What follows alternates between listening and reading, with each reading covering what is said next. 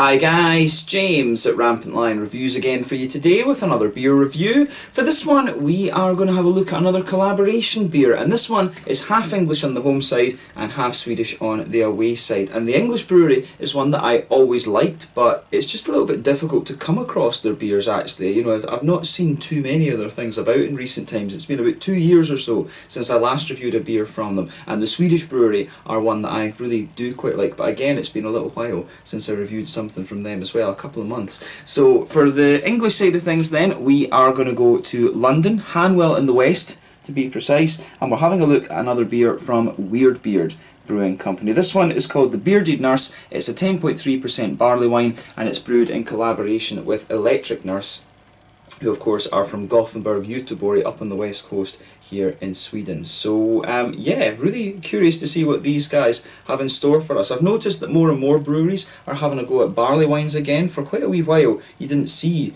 too many of these, but you know, both of these breweries in my experience are very capable, so I'm really curious to see what they actually put together when they come together. So yeah, let's see how we get on with this one. We got this beer in the Tillfällig assortment, I believe at the start of March. I think this one might have come out on like the you know, like the 6th or so of March 2020 in Systembolaget here in Sweden. So I have had this beer in the fridge for, you know, maybe about a month, 6 weeks or something like that. It's been one that I've wanted to get around to for a little bit, but I had to kind of redo the notes for Weird Beard Brewing. But yeah, definitely nice to return to them after quite about 2 years or so of absence on the channel. And you know, it's always nice to review other things from Electric Nurse, like I said too, and hopefully this turns out to be an interesting beer, and I hope that you guys enjoy my take on it as well. So let's see how we go. As always with my reviews then, I'll tell you a little bit about the breweries involved before we taste the beer. If you want to get straight to the tasting, just fast forward. All the usual links are in the description below. That's the brewery websites, a link to my other reviews that I've done, both from Weird Beard and from Electric Nurse. You will see more from these breweries at some point in the near future. Weird Beard, like I say, are a bit difficult to get a hold of, but I would love to review more of their stuff, so keep your eyes peeled for that. Electric Nurse you probably will see quite soon.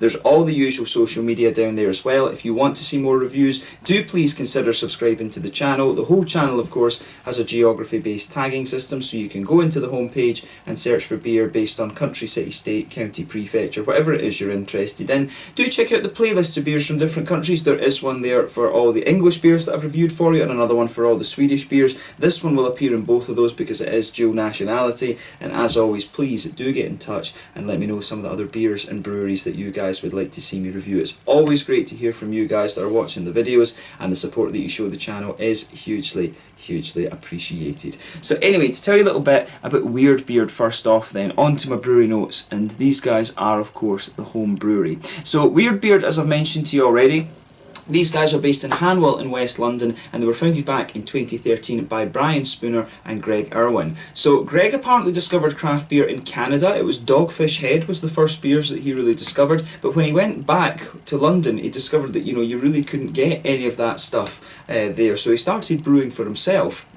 So he'd originally studied chemistry at Oxford, and he had a background as a software engineer and also owned his own photography business for a while as well. Brian, on the other hand, had been a home brewer for a number of years, and he worked as a broadcast engineer for the BBC until 2014 when he went full-time with Weird Beard. The two apparently met at an event at Brewdog Tap in Euston, and then they really just kind of hit it off and started brewing their beers together. But they started planning the brewery in late 2011, and then they actually started brewing the beers officially in February of 2013. Greg ran the business side of things and was known as the spreadsheet ninja, while Brian was basically taking the reins of the brewing side of the company.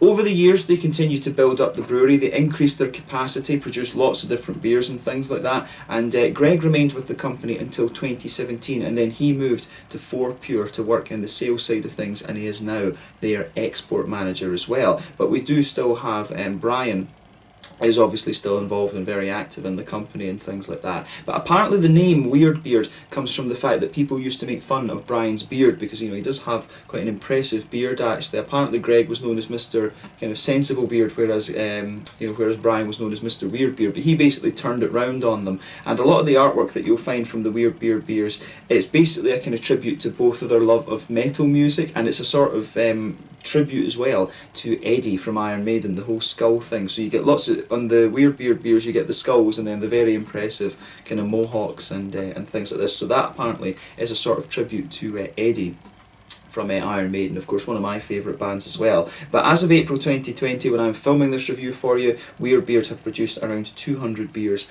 according to Untappd, and they've got various, you know, there's a good few Weird Beard ones that I would really love to try. Sadako would be one. I still need to try the Mariana Trench. There was one of the stouts that I really wanted to try as well, but you know, Weird Beard are a brewery that I've always held in quite high regard, but it's just at various points I've just not really been able to get a hold of their stuff. You do see them in like Valhalla's Goat in Glasgow and things, but yeah, it's quite difficult to get a hold of the different Weird Beard things. I need to have a look at their website and see if you can actually mail order to Sweden. I'd love to get like a, you know, just a kind of crate of their beers, like maybe 10 or something, film reviews and release them gradually. I maybe need to see about doing something like that with Weird Beard, because as I say, this is a brewery that I really do like, but I really don't get to review them all that often, which is a shame actually. But yeah, these guys are kind of widely regarded as one of the kind of premier, if you like. These guys were one of the first London craft breweries that I ever came across. These guys, Kernel, and I guess, you know, Beavertown were always the other one. Those were, I guess, were the three big breweries that I always knew from London back in the day. So yeah, definitely an interesting brewery, this one. So check out Weird Beard Brewing if you do get the chance. These guys have got some very nice beers. So yeah, that's all you really need to know about Weird Beard Brewery for the moment. If you want to learn more, of course, you can check out the brewery website. You can follow them on Facebook and Instagram to keep up to date with all the latest goings on. Yeah, just keep an eye on what they've got. You can check out the Rate Beer, Untappd and Beer Advocate pages to learn more about all the different beers that they've done too. So yeah, on to the Swedish side of things then. Electric Nurse, the second part of my brewery notes. So Electric Nurse, as I've told you before, are a phantom brewery, and these guys are based in Gothenburg, Göteborg, up on the west coast of Sweden, the Swedish craft beer capital. But this company was founded back in 2012 by Peter Robertson and his wife Ida Engström. So Peter is English and he's an electrical engineer, whereas Ida has a background as a nurse, hence the name Electric Nurse. But both of these guys love the American hoppy beers just because of the big fruitiness and things like that, and these guys released their first beers back in early 2013. More recently they've been expanding their range to produce a few different styles, and they've now added a third member to their team, which is Jesper, and Peter and Ida are now working full time at the brewery. So there has been an increase in activity of Electric Nurse over the last little while. Most of their beers are produced at Dugas Brewery, and this is mainly because Ida is Mikael Dugas' daughter, which is maybe that's, you know, that kind of tells you a little bit about the kind of pedigree that this brewery has, and you know, their stuff is really good.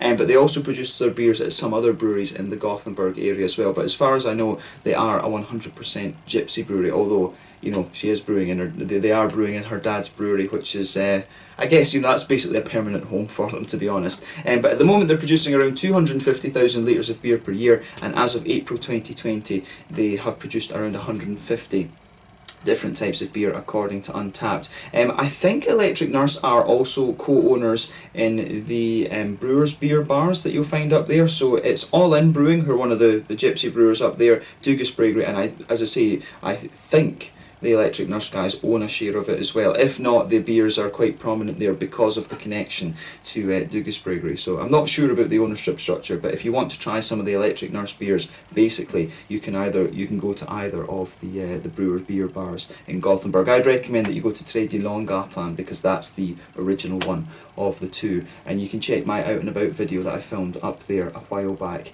So yeah, that's all you really need to know about Electric Nurse. These guys are a very well respected brewery, and I always try and keep an eye out and see what these guys are releasing at different points. But yeah, Electric Nurse are a very nice brewery in my experience, so I need to see what they're releasing in May of 2020. So yeah, that's all you need to know about them. If you want to learn more, check out the brewery website. You can follow them on Facebook and Instagram to keep up to date with all the latest goings on, and of course you can check out the Rate Beer, Beer Advocate and Untappd pages to learn more about all the different beers that they've done.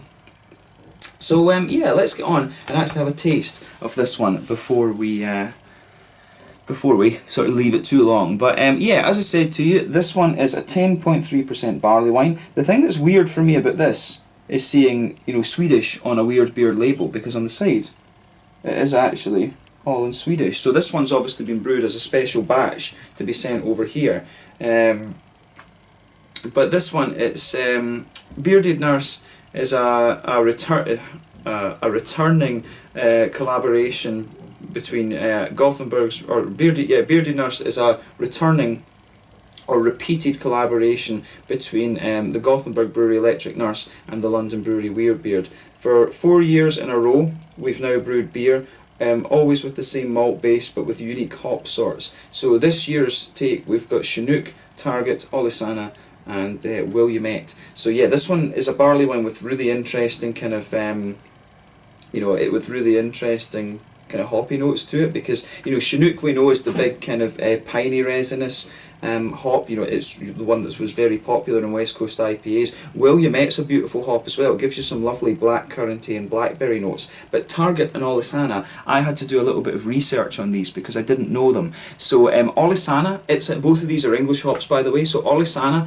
is from the hop farm, from the Farm Hop Company in England. It gives between 6 and 9% alpha acid, and it's supposed to give you kind of grapefruity and passion fruity flavours, whereas Target was released back in 1992 by the Hop and Research Institute in Wye in England, and apparently it's descended from the Eastwell Golding Northern Brewer, and also it's a cousin of the Challenger hop, but it's supposed to give you a very nice clean bitterness and also some citrusy notes as well. So both of these hops, I think I have probably had a few beers with Target in it before, but this is the very first time I've heard of Olisana too. But there are more and more hops coming out from England these days. Of course, Germany's got new things coming out, Mandarin of Bavaria, Hallertau Blanc.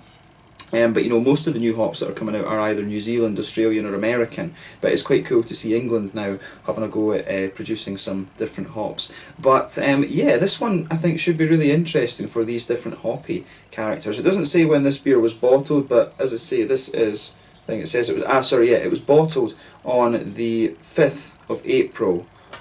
The 5th of April 2019, so this one's been in the bottle for just over a year, so that means that it probably will be in very good condition just now. So yeah, it says it's best before the 4th of April 2022, but in fairness you probably could age this one a little bit longer than that. But yeah, there is the Weird Beard bottle cap on this one. I'll need to keep that because these are always different depending on what Weird Beard beer you actually get, so this one will be getting kept for my collection. So yeah, let's get this guy out then and we'll get on with the tasting. A 10.3% barley wine. So yeah.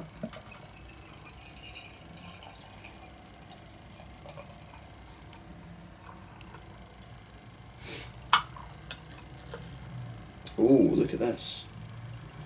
I think this is going to be very, very nice. So yeah, very, very curious about this one, I have to say. So yeah, I'm curious as to whether this is going to be more of an English barley wine or whether it will be a little bit more American, because you've got a good blend of hops in there. You've got two Americans with the Chinook and the Williamette, and then the Target and the Olisana are obviously English hops. But yeah, if I hold the light up to this beer, this is poured a lovely kind of sort of chestnutty mahogany colour. You can see there's a solid 2/3 half finger of a frothy kind of light beige coloured head on this one. One or two big bubbles sticking towards the side of the glass. You can see one or two little ones just creeping up towards the bottom of that head there. But yeah, this looks like a really, really nice barley wine. It's quite dark in colour. I think in terms of colour it probably is more, in colour appearance, I think it is more like an English one. As I've told you before, the American one I've always found is a little bit sweeter. The brown sugars are a little bit kind of more rounded and bright, whereas with the English one they're a little bit more kind of toasty in my mind. So yeah, that is I would say the main difference between these, between the English barley wines and the American ones. I think the American ones are just a little bit kind of sweeter and juicier, if you like, whereas the English ones are a little bit more, they've got a little bit more toasty character. Sometimes they're a bit more bready, and the fruits are a little bit more kind of medicinal, phenolic actually. So we'll comment in the actual tasting as to what particular style this one is, but it is actually quite hazy. If you shine the light through it, there is a good wee bit of haze to this one, but in fairness I've had it in the fridge for a wee while, so you will get some sediment out of this. But yeah, it looks very, very nice. Let's have a closer look at the aroma then and just see how we get on with this. This is a beast. This is an absolute beast of a beer. When you get a good smell from a barley wine, there's very few, there's very few things in the beer world that can match that. If you have a really good smelling, if you've got one of these big malty beers For example, you know, if you've got like an English old ale, you've got a Scotch, you know, quite a heavy Scotch ale, you know, Doppelbocks, quadruples, you know, these big malty beers, the Barleywine as well. When you've got beers like this and the aroma's nice, you know, it's very difficult to beat. And you know, those of you watching the channel, you'll know that I love the, I do love a big malty beer, and that goes back to my whole heritage with the Scotch ales, the 80 shillings and things. Love a good Doppelbock and quadruple as well. But yeah, this one for me, you've got a lovely big kind of brown sugary quality to this one. Straight away you can smell it. It's quite balanced actually, because you do get some of the sweeter caramelly notes out of it, but you have got those darker, more, can you say agglomerated, those more kind of coagulated sugars as well. The thing with the barley wines is you boil, these have usually got very long boiling times, like 4, 5, 6, sometimes even longer hours, basically, and you know what happens is the sugars caramelise more, and that's when you get the darker things. So you get long boil barley wines and stuff like this. So yeah, that's where a lot of the colour of these beers comes from. That's one of the reasons why they're always very dark in colour, because of the very long boils and the sugar caramelisation. And this one really smells like it's got a lot of that. You do get some of these darker treacly molasses type colours coming out of this one, but you have got some of the brighter sweet ones. Normally the darker brown sugars you'd associate with the English barley wine, the brighter sweeter ones you would associate with the American ones. I don't know if it's just the type of malt, but as I say, I've always found the American ones to be a bit sweeter, and maybe they're not using as long a boil, but I'm not sure. Or it could just be it's American malt versus European malt, but yeah. But yeah, this one's got a lovely, there is a bit of breadiness to this, I would say. There is a wee bit of a kind of brown bready quality in there. There's some woody notes as well. But yeah, it's mainly kind of, it is mainly quite bready, this one. It's got a bit of toastiness to it, and as I say, you've got these big treacly molasses notes, a bit of a sweeter brown sugar as well. A little bit of a biscuity note too, in fairness. So yeah, it is almost just a little bit, it smells almost a little bit, it almost smells a teeny bit smoky, to be honest, but it's not smoky like Rauch, it's just a little bit, you know, it's almost like a burnt bread crust that you get out of this actually. So there is a wee bit of that to this one, which is quite interesting, but yeah, the malt base of this is absolutely beautiful, so take a bit of time just to enjoy that. In terms of the hoppy side of things, you can get a little bit of floral quality out of this one, you can get a little bit of grassiness, but of course when the beer's been in the bottle for that long, and when it is, you know, when it's been in the bottle for about a year, most of the kind of fresh parts of the hops are going to have dropped out. But this is a beer that, as we say, it matures in the bottle, it gradually becomes more red and fruity rather than being citrusy, as it would be in the early stages. But you have got some really nice fruity characters to this one. But the green side of the hoppy part of this beer, a little bit of earthiness in there, which will be both from the Chinook and the Williamette. They will give you a bit of earthiness, and the Target, I think, would give you a little bit. English hops do have a bit more of a kind of, I've always found English hops have a bit more of a harsh earthiness to them than the German hops and the American hops, right enough. So probably the two English hops are giving you a bit of earthiness in this. There's a wee bit of a herbal quality there as well, which is another English hop characteristic. I've always found English hops a bit more herbal as well.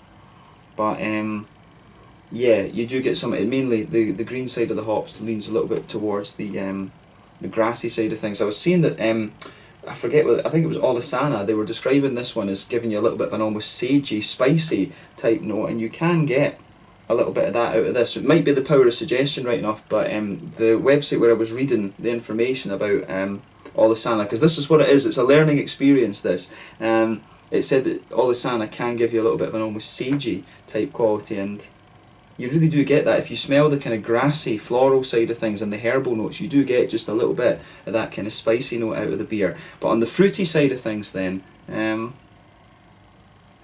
know, when you sugar this beer up, yeah, when you sugar the beer up, there's a little bit of a kind of figgy note to it. A wee bit of a blackcurranty, blackberry sort of thing. But the fruits, I think, take a bit of a back seat to the kind of breadiness and maltiness of the beer. I think this is a more malty leaning beer in terms of its aroma, definitely. But yeah, you've got a wee bit of those kind of, there is a wee bit of the kind of phenolic quality of this one, you know, the sort of datey, pruny, sultana type notes. You've got a little bit of that to this beer, but you do also have some of the kind of juicier blackberry sort of notes that you'd expect of, you know, Williamette. Williamette is the one that's going to give you those kind of blackcurranty, blackberry-ish type notes, and Chinook, of course, is definitely capable of giving you some of the juicier figs and raisins and things. So yeah, the fruity side of this beer for me is quite interesting, but I find the fruity side quite mild compared to the malty aspects of the beer. So yeah, I think in terms of aroma, it probably leans a little bit more towards the English side of things actually. So I like how this goes together. So yeah, let's have a taste of this one then and see how we get on. This one is the Bearded Nurse, a 10.3% barley wine from Weird Beard in Hanwell in London, and Electric Nurse from Landvetter near Gothenburg here in Sweden. Let's get stuck in. Slange, skål.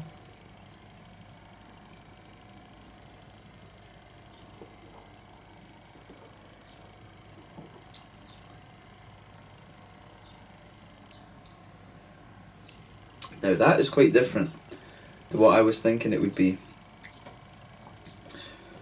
This is definitely,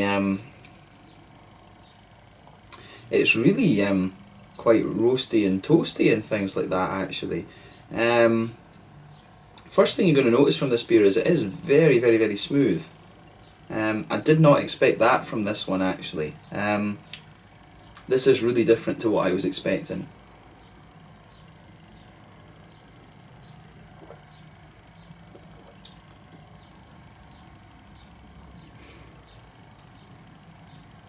Yeah, the thing I'm really noticing about this is very, very, it's really bready, this one. This isn't a big barley wine in the same sense that it's not a barley wine in the sense that I would know a barley wine actually. This is really, really kind of bready, and it's almost a little bit more like an old ale or something like that. But then again, when you talk about the English old ale, there's lots of different types of them. I mean, some of them are a bit sweeter, some of them are a bit more bready, things like that. I mean, I have to admit, I think if I tried this one, I would struggle to tell you that's a barley wine. Yeah, that is not what I expected at all from this. So yeah, let's try and break the flavour of this one down.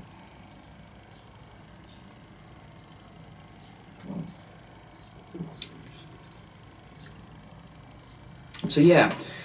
With this beer then, straight away with this one, you can feel a little bit of that roasty kind of brown sugar. That just blankets the middle of the palate, and for me, you can feel that kind of, it's almost like a kind of, it really, to me, this beer really leans towards those kind of bready, malty side, you know, the kind of bready malty side of things. You can feel a little bit of that kind of toasty malt, that just blankets the middle of your tongue. It's quite grainy in the base, but on top of that you start to get more of this kind of brown bready sort of thing out of the beer. And if you go to the very centre of your palate, you can get some of these sort of highly caramelised brown sugars actually. And the thing I'm wondering about this, you know, I would just expect this beer to be a bit sweeter than it is actually. Could there have been something with the you know, as I say, it's been in the bottle for about a year. Could there have been something with the storage that's done something to this? I don't know. I would just expect a barley wine to be a bit sweeter than this. This one, it really is. This is the breadiest barley wine I've ever had. So I'm just wondering that about it. Has there been something gone a little bit awry with this beer in the storage or whatever?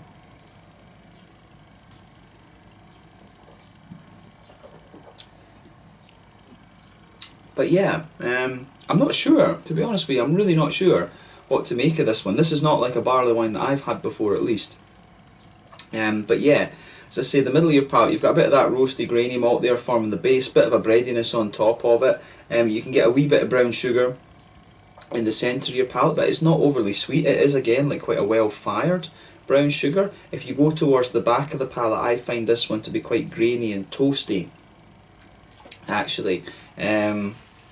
You know, this one you get more, it really gets more and more dry towards the back of the palate, but as you come further forward, you get a little bit of brown sugar in the middle of the palate. You get a little bit of a kind of biscuity sweetness. You get a little bit of a biscuity sweetness towards the edge of the palate with this one, but this beer is really not sweet at all. You do expect a barley wine to have a bit of a sweetness to it, even if it is a little bit of a kind of highly caramelised, treacly sort of thing. And in fairness, you might say there is that to this beer. It maybe does have like a well-fired brown sugary aspect to it, but it really is. It's very, very bready, this one. It's almost like a kind of well-fired bread crust, actually, is the kind of predominant flavour in this. This, as I say, this is really not what I expected. When you get a barley wine, you either expect it to be a little bit like, you know, the top of a, you know, that sort of brown sugar that you get from the, what's it called again? The reactions where you get that kind of brown Maillard reactions. That's it. You do expect it to have that sort of brown Maillard type sugar type thing, or you expect it to be really sweet and caramel like an American barley wine. This, as I say, if I blind tasted this, I really wouldn't think this is a barley wine. I would probably think this is like an old ale or an imperial brown or something like that.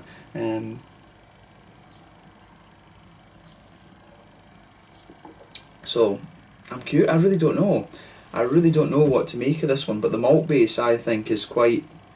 This is very unusual. I don't know. Could it have been? I mean, it looked as if it was sealed properly. I don't think there would be anything wrong with that. But for me, it really does just taste bready, and I'm wondering, could it have been stored at the wrong temperature? You know, could it have? You know, if you store beer at the wrong temperature, that basically destroys it. So I do wonder about that actually. I'll need to look, after we do this video, I'll need to look at other people's notes on like Beer Advocate and things and just see what they say. But yeah, as a barley wine, I don't know, it doesn't strike me as a barley wine compared to some of the other ones. And yeah, I'm drinking this one after a year, which is a good length of time. But again, even if you go back to the Thomas Hardy's, you know, which is I guess the sort of classic English barley wine, you've got the American ones as well, the Bigfoot and things like this. You just do expect this style to be a bit sweeter rather than bready, to be honest with you. Even if it's a classic English one, you would expect it to be a bit more you would expect it to have, it would have a sweetness to it, but it would be quite toasty. This one really is very, very bready and sort of bread crusty rather than anything else.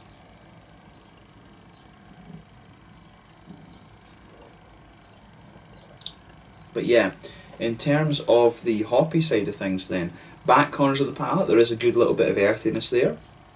As you come further forward along the sides of the tongue, you get a little bit more, you do get a bit of the herbalness out of this. I mean, I'm guessing one of the hops in here, probably the Target or the Olisana. I think it was, they said that Target could be a substitute for Fugels, but you do get a little bit of that almost ashy earthiness there that you can sometimes get with English hops. You do get a little bit of that in the back corners of the palate, and as you come further forward, you can feel the sort of floral notes pushing their way out. You've got a nice little bit of a kind of floral aromaticity on the front corners of the palate. It's a little bit more American. Then round the front curve of the tongue, it's a little bit lighter and more grassy in my mind. Then behind the front curve of the palate, you get that nice oily bubble where the juicy fruity esters start to push their way out of the beer. And I will say this one does have a little bit of citrus to it, which will probably be both a mix of the Chinook and the Olisana. But yeah, in terms of fruitiness, when you take this in, there is a wee bit of a, when you first take this beer in, you do have a little bit of a kind of figgy sort of raisiny thing, but the bit underneath, if you come to the front third of the tongue, you can feel a little bit of that grainy stuff. It is quite dry underneath the fruits, which is interesting. But yeah, you've got a little bit of a figgy note to this one. You do get a little bit more of a kind of blackcurranty, blackberry-ish type note further into the aftertaste, but the fruits really dry out. There is a light kind of figgy note there, as I was saying, but then they do really start to dry out the further and further you go into the aftertaste with this beer. So yeah, this is an interesting one. But as I say, in terms of its flavour, I really don't know what to make of this in the barley wine bracket, because it's really, really bready, and for me, you do expect a barley wine to be, some of the English ones will have breadiness, but you do expect a bit more in the way of sweetness out of them. You do want a barley wine to just be a little bit kind of sweeter than this. So yeah, this one, it's been interesting to try in terms of learning about things. The hops in this, you know, I think it leans more on the hoppy side of things. It leans more towards the English things. You do get a little bit of the citrusy quality from the Olisana and the Target out of the beer. Yeah, this is a very, very unusual one. It's worth trying to kind of teach yourself a little bit, but I do wonder if the conditioning has been right or something, or if it is just intended to be a sort of quirky beer rather than anything else. But if I was blind tasting it, I would think that it's either some kind of imperial brown or like some English old ale of some description. It's, as a barley wine, I don't know, I really don't know. So yeah, take these tasting notes with a bit of a pinch of salt, but for me this is quite an unusual barley wine, to be honest with you. In terms of the mouthfeel of this one then, let's have a look at it.